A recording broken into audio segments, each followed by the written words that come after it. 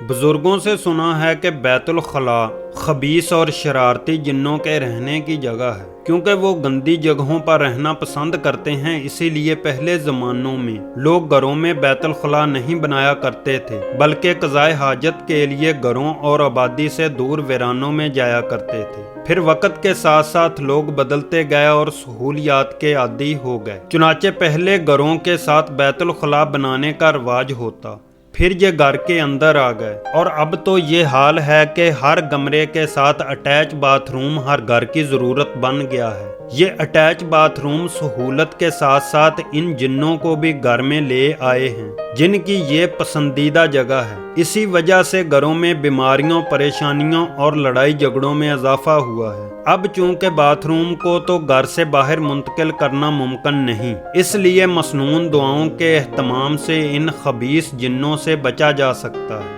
एक तो घर में दाखिल होते वक्त अस्सलामु अलैकुम कहना अपनी आदत बनाएं, और दूसरा ये कि घर का हर फर्द, चाहे बच्चा हो या बड़ा, इसे बैतुल खला में दाखिल होने और निकलने की दुआ सिखा दें। बैतुल खला में दाखिल होते वक्त पहले बायां यानी उल्टा पाँव और फिर दायां पाँव अंदर रखें और साथ दाखिल होने की दुआ पढ़ें, और निकलते वक्त पहले दायां यानी सीधा फिर बायां पाँव बाहर रखें और साथ बाहर निकलने की दुआ पढ़ें। जो लोग अपने घरों में बीमारियों, परेशानियों और लड़ाई झगड़ों से परेशान हैं, वो इस अमल की पाबंदी कर लें। चंद दिन में ही हैरत अंगेज नताइज हासिल होंगे इंशाअल्लाह।